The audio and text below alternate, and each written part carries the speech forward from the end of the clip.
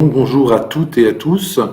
Alors, vous l'aurez compris, c'est une petite invitation au voyage, mais je ne veux pas vous décevoir. Ce voyage ne sera pas si exotique que cela, et c'est un peu tout le sens de ce que nous essayons de faire avec la Fondation France-Japon de l'EHESS. Nous essayons, et j'essaye de le faire aujourd'hui devant vous, de favoriser des collaborations avec des collègues japonais, non pas pour chercher une quelconque forme d'exotisme, mais parce que nous sommes vraiment convaincus que nous avons beaucoup de choses à partager sur un certain nombre de grands enjeux sociétaux et tout ce qui est lié au vieillissement, à la croissance de la longévité fait partie de ces enjeux. Je vais essayer de vous développer cela.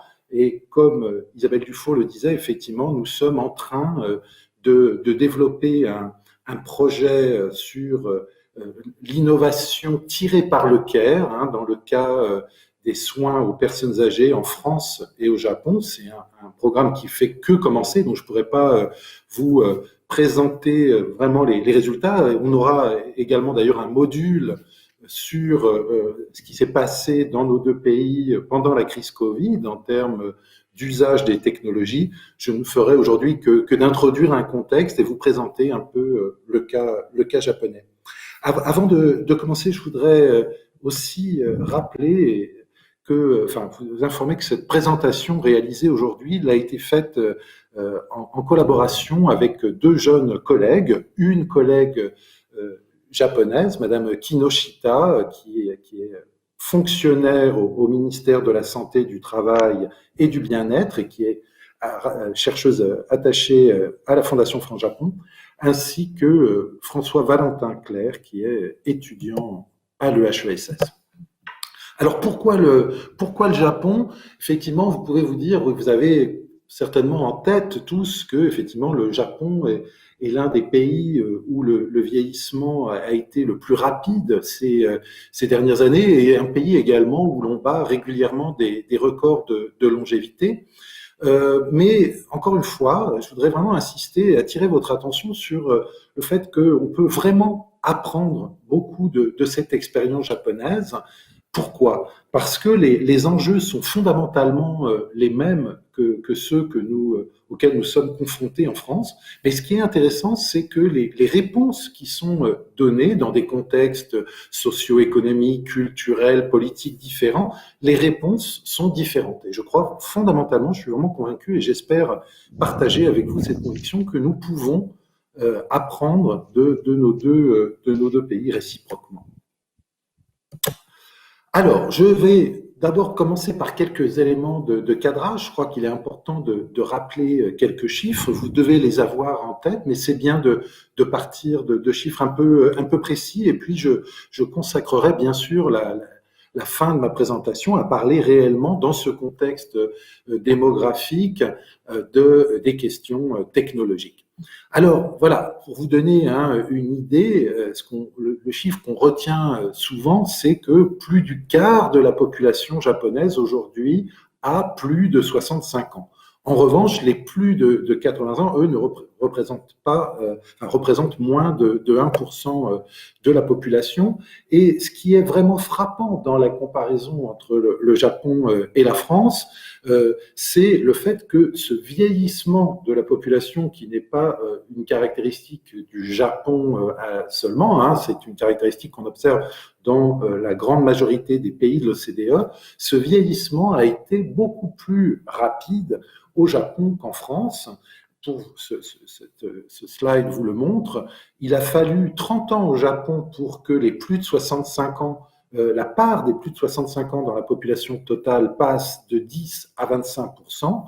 D'après des estimations, il faudra 85 ans en France pour connaître cette même évolution, c'est-à-dire entre les années 50 et 2035, et nous n'y sommes pas encore. D'ici 2035, bien sûr, encore beaucoup de choses peuvent se passer. Donc, cette accélération, alors je suis désolé, j'ai mis un certain nombre de graphiques qui peuvent peut-être être pas forcément lisibles pour vous qui êtes en ligne. Vous voyez que même pour un professeur qui est habitué à donner des webinaires devant ses étudiants, j'ai plus de contact depuis un an, plus de contact direct avec mes étudiants, je continue à garder les mauvaises habitudes de présenter des graphiques trop petits. Donc, il y a beaucoup de progrès à réaliser dans ce domaine, pas seulement chez les plus de 65 ans.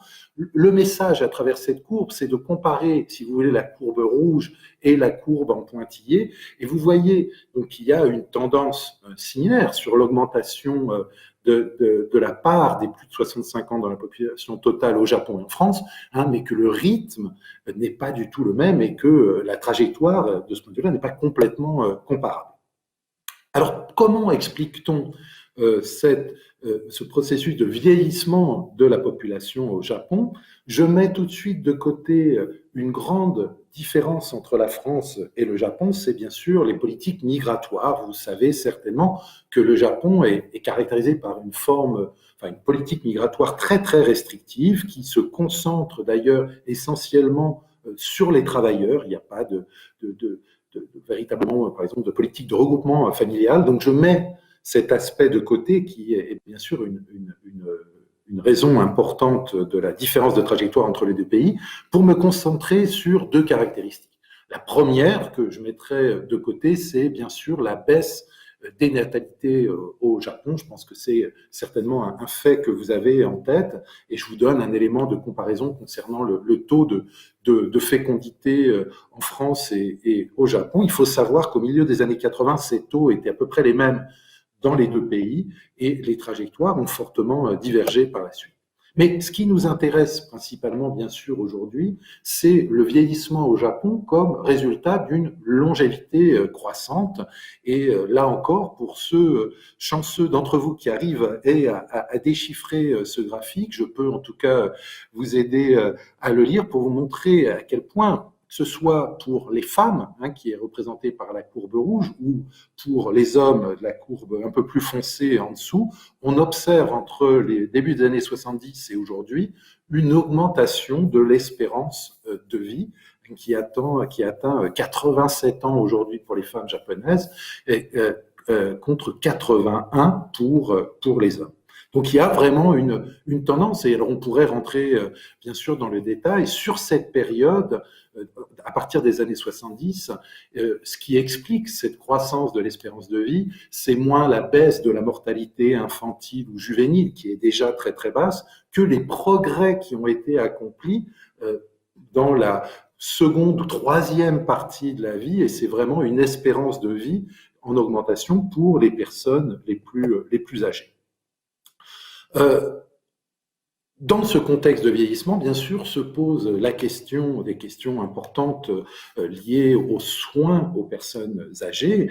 Et comme vous pouvez le voir ici, d'après les estimations du ministère de la Santé japonais, la proportion des personnes âgées nécessitant des soins augmente fortement après 85 ans, et c'est donc un vrai phénomène social, bien sûr, au Japon. Plus de 60% de ces personnes ont besoin de soins spécifiques. Je prends également le cas de la démence, hein, qui apparaît effectivement pour les plus de 65 ans, et il y a donc effectivement des politiques spécifiques. Je vais passer cette slide et je pourrais, pour ceux d'entre vous qui connaissent le Japon et sont passionnés, vous préciser des éléments sur la géographie de ce vieillissement, mais je voudrais insister sur un aspect extrêmement important, c'est tout ce qu'on appelle l'espérance de vie sans incapacité. Le message est très simple, c'est que non seulement l'espérance de vie à la naissance au Japon a fortement augmenté pendant les 4 ou 5 dernières décennies, mais les conditions physiques des plus de 65 ans s'est également fortement améliorées. Et là, vous avez ici un indicateur seulement. Alors, sur la condition physique, il y a aussi des indicateurs sur les conditions psychiques, cognitives, qui connaissent des évolutions tout à fait comparables. Donc le Japon est un pays qui non seulement a connu une augmentation de l'espérance de vie, mais aussi et surtout peut-être une augmentation de l'espérance de vie sans incapacité. Alors, en lien, bien sûr, avec ce vieillissement de la population, et c'était un peu un des thèmes, bien sûr, de de notre rencontre aujourd'hui, c'est de savoir est-ce que il y a sur la base de ce vieillissement de la population, une nouvelle économie qui se met en place, et c'est donc toute la thématique de la silver economy en bon français, donc l'économie des temps argentés, si vous voulez, dont la définition classique est est la suivante, hein, ça renvoie à l'ensemble de l'activité économique dédiée au vieillissement et dont on peut attendre une contribution au développement économique. Donc c'est quelque chose qui est assez bien accepté, et pour autant, je dois dire que cette définition elle-même pose des problèmes. Je ne vais pas rentrer ici trop dans les détails, mais pour reprendre les termes de ma collègue Anne-Marie Guillemard, il y a un défi qui est posé à la silver economy, c'est que ça soit pas perçu, que cette silver economy soit vraiment perçue comme créatrice de valeur et de performance, ce qui n'est pas toujours le cas. Alors, quelles sont les différentes dimensions de cette économie des temps argentés? Et d'abord, un fait, peut-être également dont vous avez notion, mais je voudrais vous donner des chiffres pour voir un peu les différences entre la France et le Japon, concernant l'emploi et le travail des seniors. Il faut savoir que, c'est les dernières statistiques comparables dont je dispose, qu'en 2016, donc il y a 5 ans, le taux d'emploi des plus de 65 ans était de moins de 3% en France et de plus de 20% au Japon, c'est-à-dire qu'il représentait 13% des actifs au Japon, et ça correspond à un souhait de la part des personnes âgées de continuer à travailler après 65 ans. Donc, la silver economy, c'est le travail, c'est aussi la consommation, et d'après un certain nombre d'estimations de cabinets tels que McKinsey, on estime que en Europe et en Asie du Nord-Est, donc là pas seulement au Japon, jusqu'aux années 2030, on attend que 60% de la croissance de la consommation de biens finaux viennent des personnes de plus de 60 ans. Il y a également des statistiques concernant la détention d'actifs financiers, etc. J'en viens donc maintenant à la question proprement technologique pour effectivement se dire que dans ce contexte, avec ces besoins spécifiques qu'il convient d'analyser, on peut légitimement se demander quelles sont les technologies qui peuvent répondre à ces besoins, et est-ce qu'on peut connecter en quelque sorte ces évolutions sociales à des réponses technologiques. Alors, j'avais préparé des aspects sur la protection sociale, et permettez-moi de passer et de répondre à vos questions éventuelles, puisqu'il y a aussi, bien sûr, la question du financement de l'introduction de ces technologies. Et quand je parle de la technologie, bien sûr, il y a une multiplicité de technologies qui sont mobilisées au Japon, mais on pense avant toute chose, et à raison, à la mobilisation de la robotique, et notamment de la robotique personnelle. Le Japon est souvent présenté comme le royaume des robots, avec plus de 50% des robots fabriqués dans le monde qui le sont au Japon, et avec une densité robotique qui est un concept qui porte bien sûr sur le ratio entre le nombre de robots pour 10 000 salariés, mais dans l'industrie, pas dans les usages en dehors de l'industrie manufacturière. Cette densité a été pendant longtemps la plus importante au monde, le Japon aujourd'hui étant dépassé par la Corée du Sud, Singapour et l'Allemagne. Le phénomène important, et c'est ce sur quoi je voudrais insister aujourd'hui, c'est le développement d'une portion spécifique de la robotique, ce qu'on appelle la robotique personnelle, c'est-à-dire cette technologie qui fait que des robots sont capables d'interagir avec des hommes, à intervenir dans des milieux aléatoires. C'est foncièrement le domaine de la relation homme-machine, et en lien avec la robotique personnelle, la thématique de l'intelligence artificielle. Alors, dans le contexte japonais, là où je voudrais vraiment attirer votre attention, c'est qu'il y a véritablement une vision de l'usage des robots dans la société. C'est le slogan Société 5.0 qui a été conçu par le gouvernement japonais du point de vue de la politique d'innovation. Et comme vous pouvez le voir ou pas sur cette slide, où je constate à nouveau que peut-être les caractères sont un peu trop petits, les conditions d'application, parce que l'image de la société 5.0, c'est une société où, si vous voulez, la technologie est partout, la robotique notamment est partout, elle est dans les usines, elle est dans l'agriculture, elle est en réponse à des enjeux environnementaux, mais elle est aussi et surtout dans la vie quotidienne, et notamment dans la vie quotidienne des personnes âgées, dans un contexte, comme vous le savez, de déclin de la population et où pour le dire peut-être un peu crûment, il y a peut-être un niveau d'acceptabilité beaucoup plus fort de la technologie que peut-être de populations immigrées. Alors, ces applications maintenant de robotique personnelle, il y a un certain nombre de robots qui ont été testés en établissement et à domicile. Et je voudrais maintenant et faire appel à la technique pour vous diffuser un petit film vraiment de 20 secondes. On est dans un EHPAD japonais avec un robot que vous voyez à droite qui s'appelle Pepper. Et ce petit film a été réalisé par un collègue anthropologue, James Wright, qui est chercheur associé à la Fondation France-Japon. Donc, est-ce qu'on peut diffuser ce petit film maintenant? Alors, je ne vois pas, malheureusement. Est-ce qu'il y a possibilité de lancer le film? Je ne le vois pas immédiatement. Ah oui, voilà, très bien. Très bien. Donc, alors malheureusement, il n'y a pas le son, mais l'image, en tout cas, vous avez, je pense, vous avez compris le message. Hein, le robot produit un certain nombre de gestes qui sont reproduits par des personnes âgées. Et ce qui est bien sûr frappant, c'est que l'introduction de robots n'empêche pas la participation de personnel. Et c'est tout à fait caractéristique de l'approche de la technologie au Japon.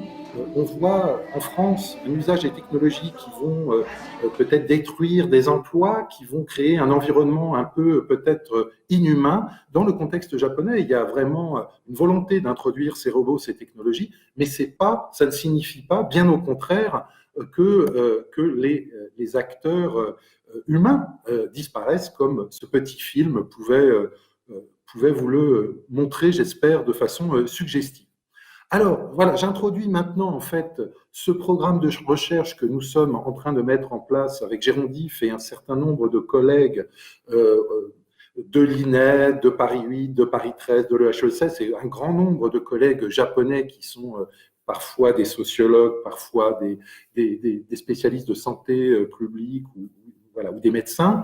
On essaye, alors, on va faire une comparaison entre la France et le Japon, mais on essaie effectivement d'essayer d'analyser au plus près l'usage de la robotique dans le contexte japonais. Et ce qui est frappant, hein, donc c'est effectivement une plus grande acceptabilité au Japon qu'en France de ce type de technologie. Et pour autant, hein, il ne s'agit pas ici de vanter de façon unilatérale les mérites du modèle japonais, puisqu'on voit qu'il y a au Japon comme en France certainement une difficulté à connecter les dynamiques technologiques et les dynamiques des besoins sociaux.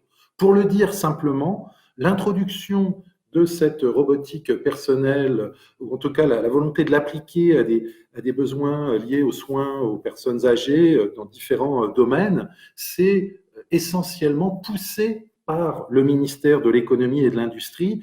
Certes, les acteurs du vieillissement sont consultés, mais c'est toujours dans un second temps. Hein. Et tout l'enjeu du projet que nous menons que nous allons commencer à mener avec Jérôme Diff, c'est vraiment de penser l'innovation au-delà de la technologie, de dire que tout n'est pas déterminé par la technologie et que les usagers doivent être bien sûr au centre des processus. Donc l'objectif de notre étude est véritablement de construire des modèles d'innovation où il y a une véritable interaction entre les usagers et les producteurs de technologies. Voilà, pour terminer, ce que je voulais vous présenter. Donc, il s'agit, à partir du cas de la robotique, d'étendre l'analyse à d'autres technologies, d'autres usages. Il s'agit de systématiser cette comparaison France-Japon en prenant en compte les différences, mais aussi les points communs.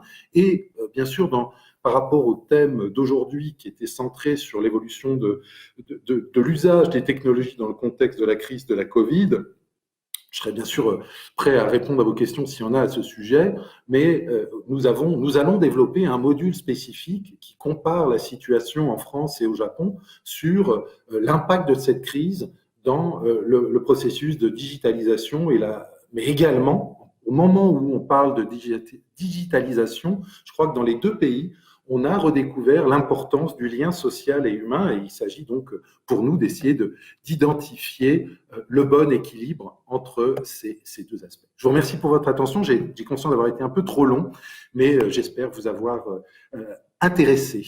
Merci à toutes et à tous.